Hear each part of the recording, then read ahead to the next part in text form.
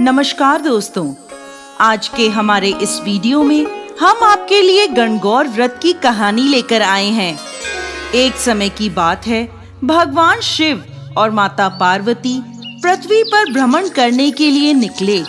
शिव जी ने पार्वती जी से पूछा कि आप 12 महीने के रास्ते से चलोगी या 6 महीने के रास्ते से? तो पार्वती जी बोली, मैं 12 महीने के रास्ते से चलूंगी। तब शिव जी ने पार्वती जी से कहा कि संसार के लोगों के दुखों को देखकर आप कोई भी हट नहीं करोगी। पार्वती जी मान गईं। अब शिव जी पार्वती जी को लेकर चलते हैं तो रास्ते में देखते हैं एक घोड़ी कष्टा रही थी। उसके बच्चा होने वाला था और वो दर्द में थी। तो उसकी पीड़ा देखकर पार्वती जी ने पूछा, ये घोड़ी क्यों कष्टा रही है? तो शिव जी कहते हैं कि ये माँ बनने वाली है।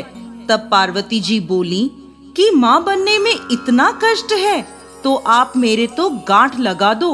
शिव जी कहते हैं, अभी आगे चलो। तभी रास्ते में एक राजा का राज्य आता है। वहाँ दूर दूर तक शांति और उदासी फैली होती है।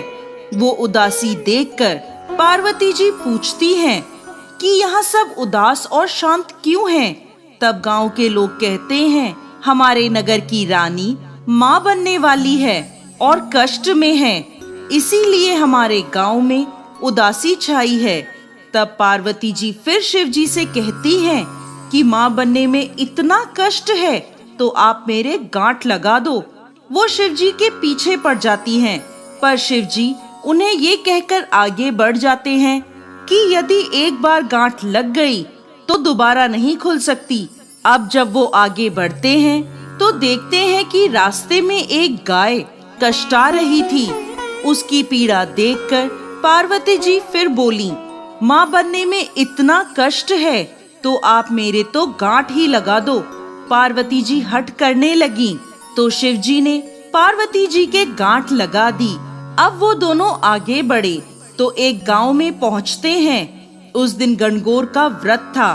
बगीचे में गांव की औरतें गणगौर का पूजन कर रही होती हैं। वो पार्वती जी को देखकर वहां आ जाती हैं और पार्वती जी की पूजा करने लगती हैं।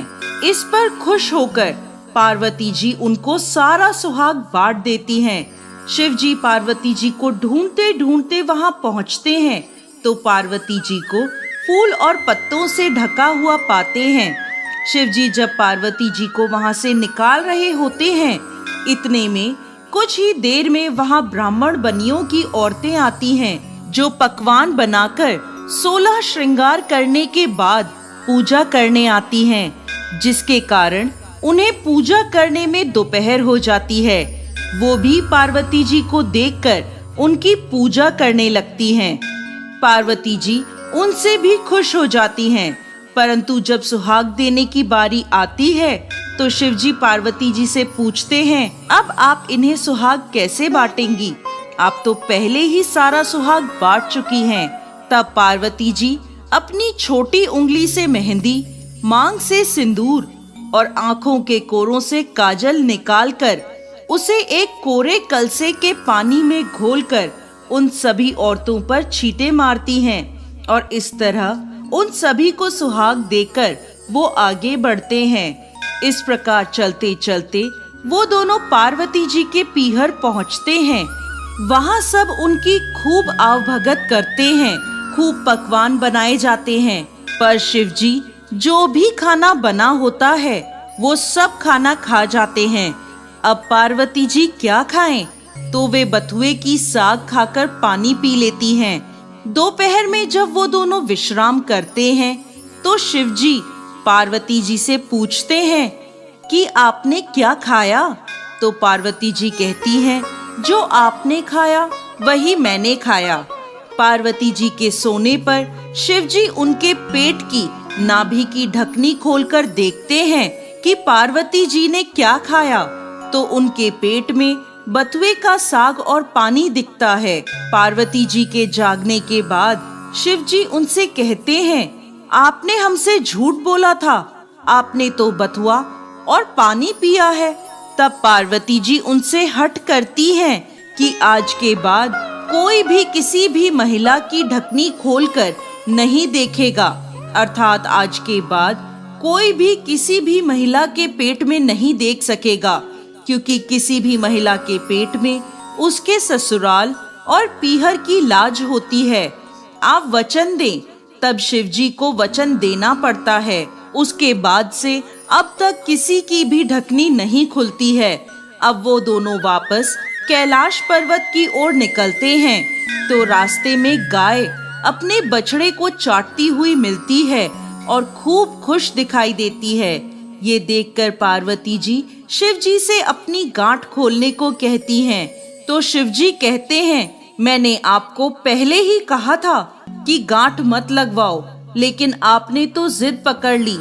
अब वो दोनों आगे बढ़ते हैं तो राजा के गांव में खूब ढोल नगाड़े बज रहे होते हैं, मिठाइयाँ बांटी जा रही होती हैं, लोग खूब नाच गा रहे होते हैं और खुशियाँ मना रहे होते हैं। पार्वती जी लोगों से पूछती हैं, यहाँ क्या हुआ? तो सब बताते हैं, नगर की रानी के यहाँ बेटा होने की खुशी का जश्न मनाया जा रहा है।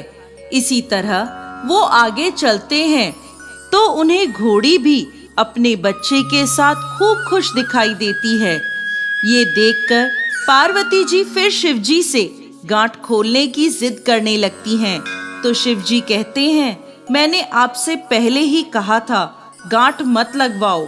यहाँ मृत्यु लोक में हर चीज आपको लुभाएगी, परंतु आप नहीं मानी, आपने जिद पकड़ ली। पार्वती जी के फिर हट करने पर शिवजी पार्वती जी की गांठ खोल देते हैं और वो दोनों कैलाश पर्वत पहुंच जाते हैं। हे भगवान शंकर, जैसे पहले माता पार्वती के गांठ लगाई, किसी पर भी गांठ मत लगाना, और जैसे बाद में पार्वती जी की गांठ खुली, वैसे इस कहानी को कहते, सुनते और हुंकार भरते सभी को अमर सुहाग देना।